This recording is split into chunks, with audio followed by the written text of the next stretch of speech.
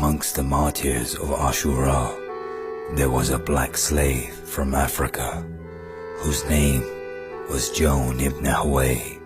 On the day of Ashura, and in the middle of the battle, Cevn asked permission for fighting from Imam Hussein. Imam Hussein said, "You are a slave, Cevn. Slaves are exempt from fighting."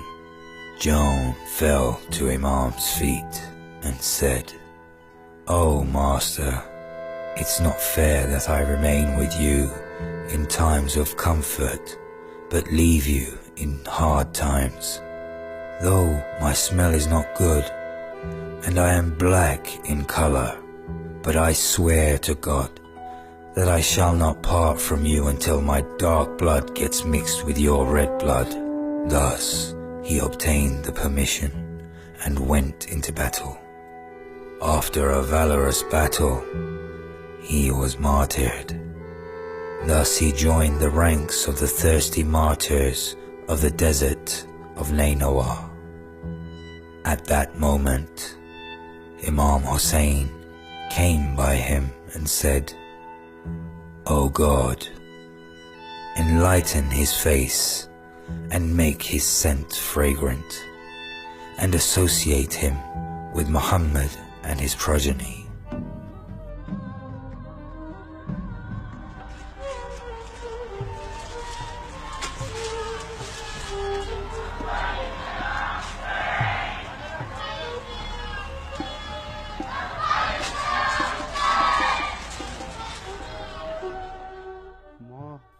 We are your sons. We won't allow your sacrifice to die out.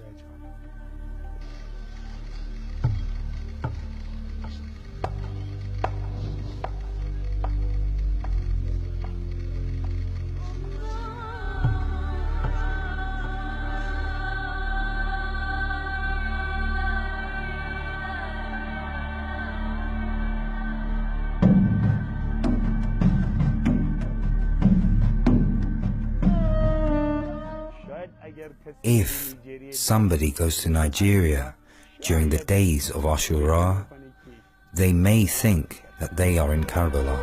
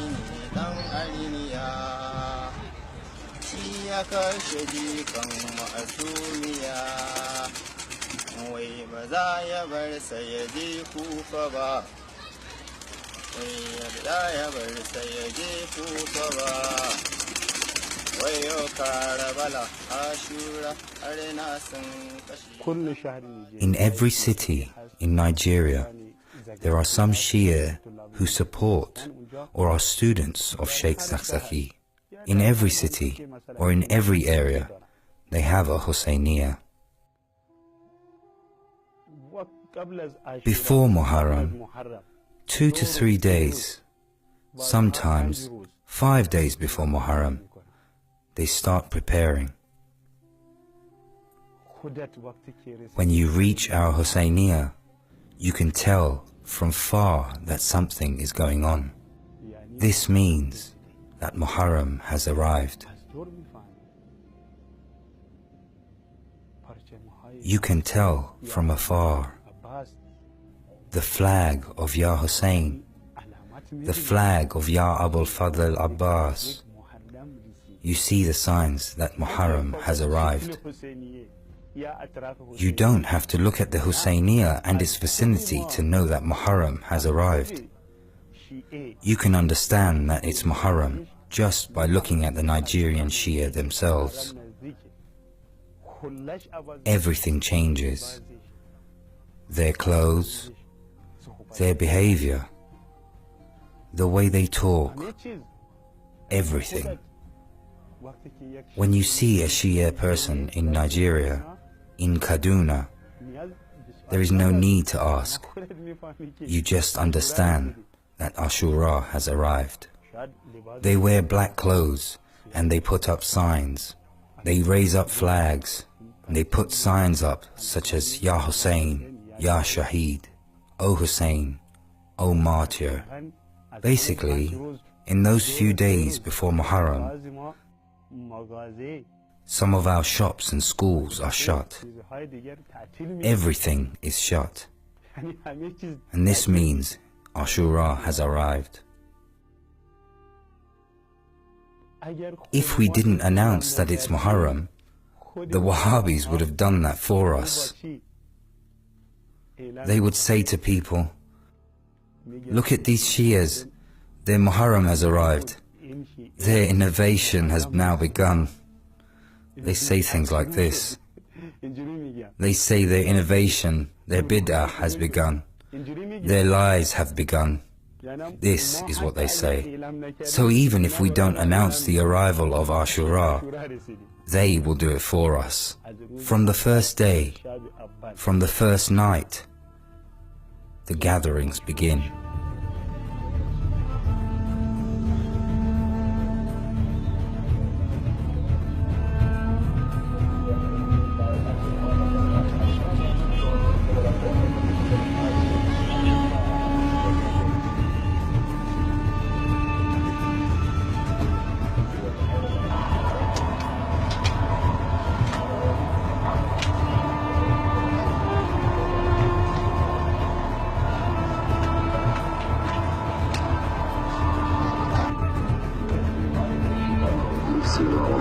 صلى الله على سيدنا ونبينا وحبيب قلوبنا وشفيع ذنوبنا أبي القاسم مصطفى محمد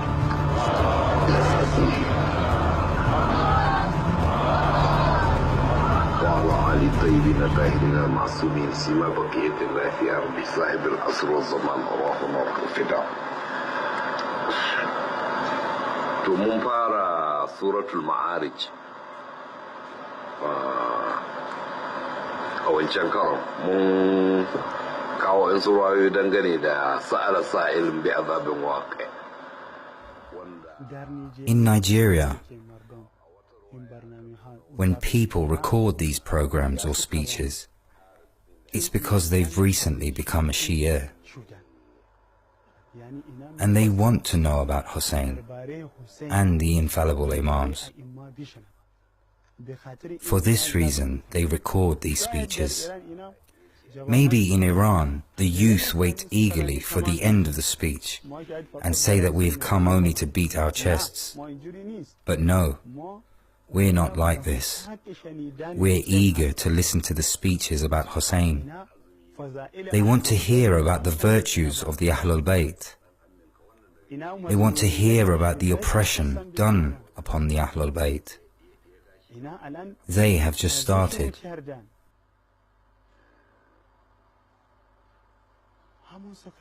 The speeches that the scholars give over there have such an impact on the people who have become Shia and on the people who have not yet embraced Shiism.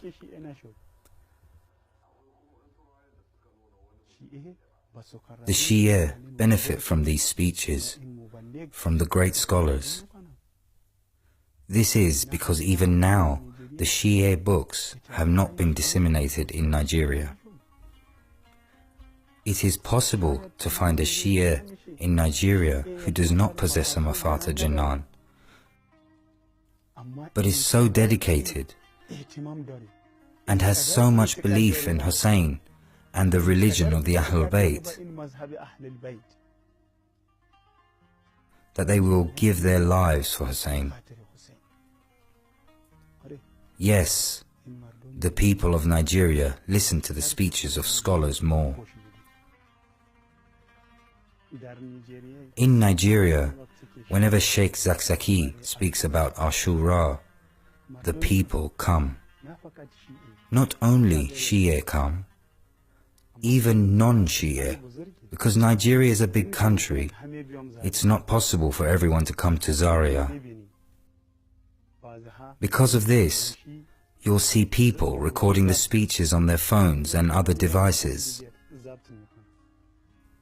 Sometimes, someone will call a person who is at the speech and ask him to leave his phone on so that he can hear what Şeyh Zakzaki has to say.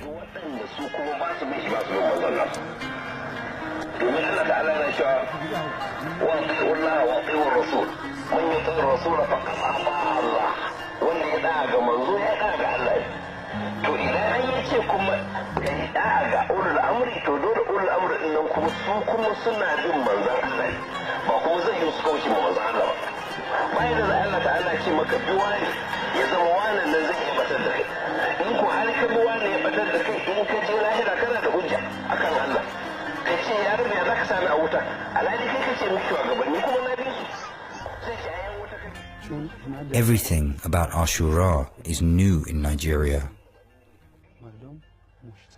The people are eager to know what happened on Ashura.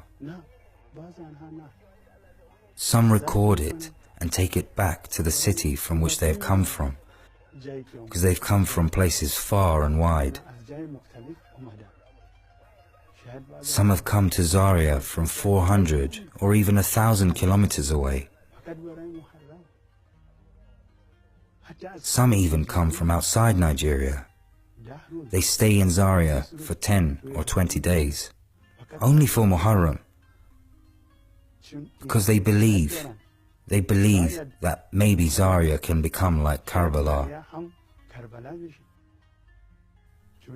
There is no place in Nigeria like Zaria, because its circumstances are so much like that of Kerbela. We see that people record the speeches of Şeyh Zakzaki and distribute them within the country and outside its borders. They distribute them to far-flung areas, to the villages, and they'll ask, "You've come from Zaria. What happened on Ashura? What did the Sheikh say on Ashura, in Muharram? Do you have anything new you can give us?" They spread the message through Bluetooth or by making CDs, and it's distributed to the masses.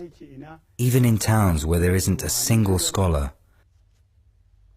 they make and distribute these CDs containing the speeches of Şeyh Zakzaki. The people gather and the speeches of the Sheikh are played. The speeches about Ashura, Muharram and Imam Hussein. This is just what I've been saying to you. The people are very keen about the martyrs of Kerbela and about Muharram, because they know that there are things that they don't know.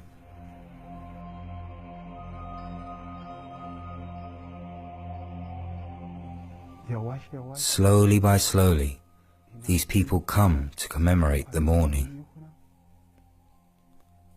And the scholar who comes speaks with a Nigerian accent. The emotions in the people rise. The commemoration begins.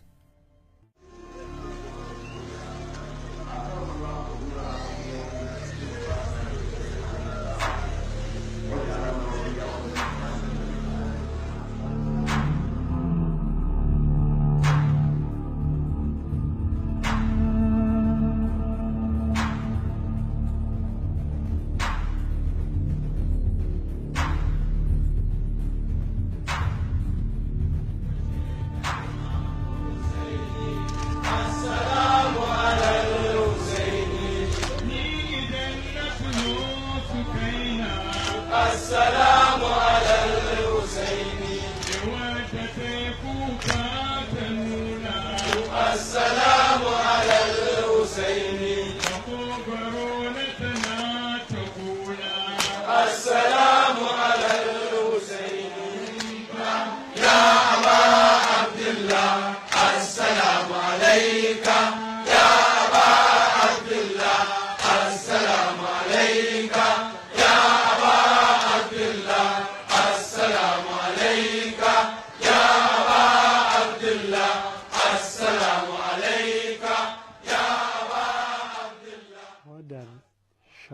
on the 10th of Muharram.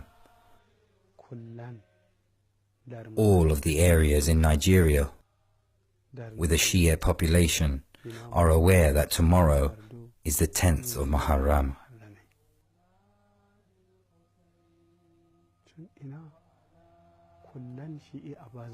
Because the Shia all change on the night of Ashura.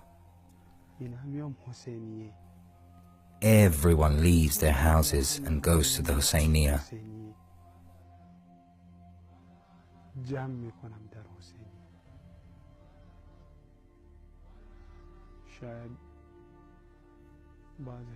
They gather in the Husayniyah, and some sleep, while others recite supplications and pray until the morning of the 10th of Muharram.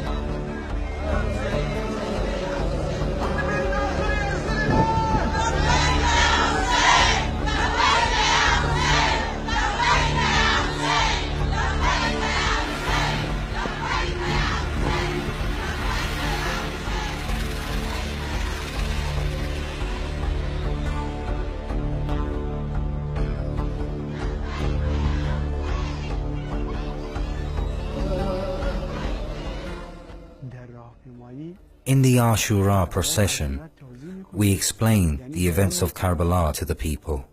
We present it to the people. For example, we raise the head of Imam Hussein and say, "O people, look, do you know whose head this was? This was the head of Imam Hussein. This was the head of the grandson of the Holy Prophet. This was the head of the son of Amir al-Mu'mineen. This is the head of the son of the daughter of the Holy Prophet. The Holy Prophet, peace be upon him, was his grandfather. His father was Ali. His mother was Fatima al-Zahra. How was Imam Hussein killed? How was Imam Hussein's head separated from his body?" The people begin asking questions. They ask, how was Imam Hussein killed? Was Imam Hussein killed in this way? Did they separate his head from his body? The people themselves ask this. They say, "We haven't heard this before." Suddenly, you'll see non-Shia and Christians crying. Maybe this is the first time they're seeing this. Maybe this is the first time they're hearing that the grandson of the Prophet, peace be upon him, was killed. They separated his head from his body.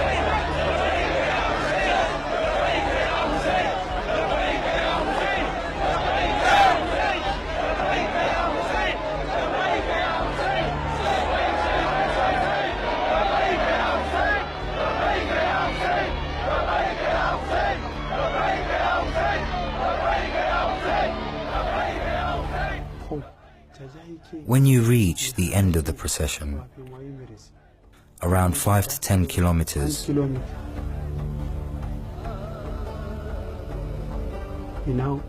they wait for everyone to gather around. First of all, they'll do a reenactment performance for a few minutes, half an hour at the most.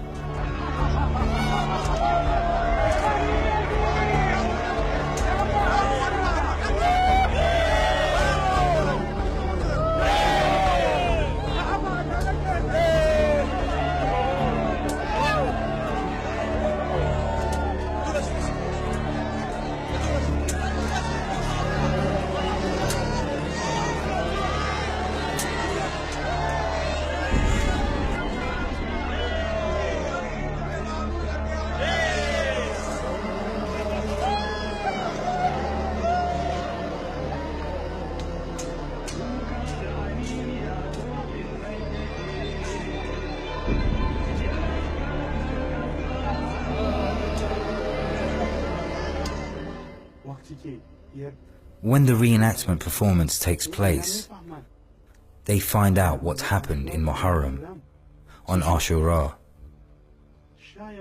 Maybe the non-Shia and the Christians come to the Ashura proceedings just for that reenactment.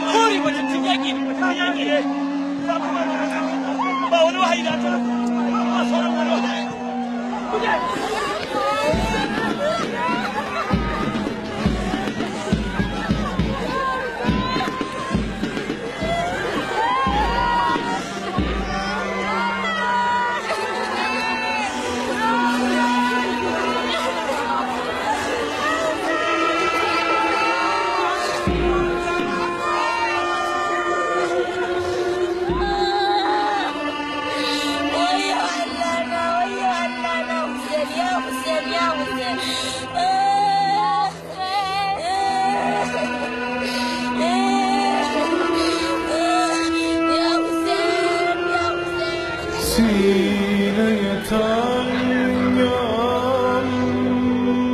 مجال آه ندارم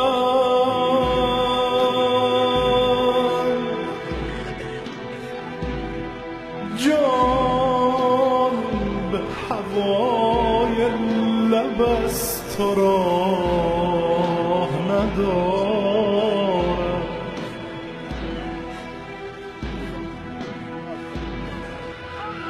گرچه سیاه رو شدم غلام تو هستم خواجه مگر خواجه مگر بنده سیاه ندارم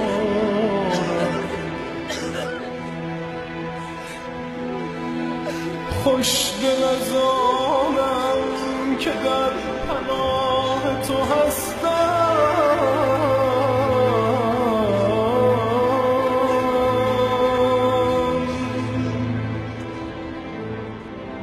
عالم از این خوب تر پناه ندارد پناه ندارد عالم از این خوب تر پناه ندارد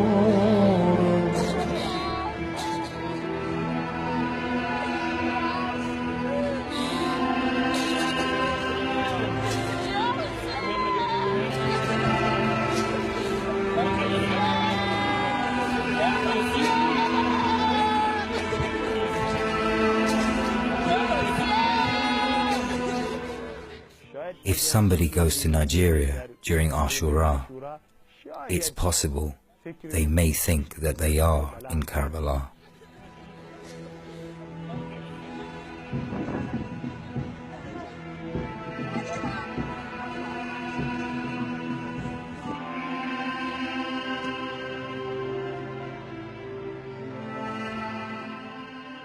How good would it be to be Amir al-Mu'mineen's servant? How good would it be to be Imam Hassan's servant?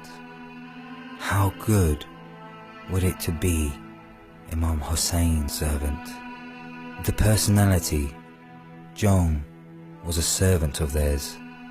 Maybe the people who were with Imam Hussein didn't comprehend Joan's level. Who is this servant? Until his martyrdom, they didn't understand who he was. Until they smelt something coming from the battlefield. When they went to find where the smell was coming from, they found a black body from which this fragrant smell was coming. The body of Amir al-Mu'mineen's servant. We Africans take pride in this personality. We take pride that our grandfather was with Imam Hussein. Oh, Hussein. Oh, Joan.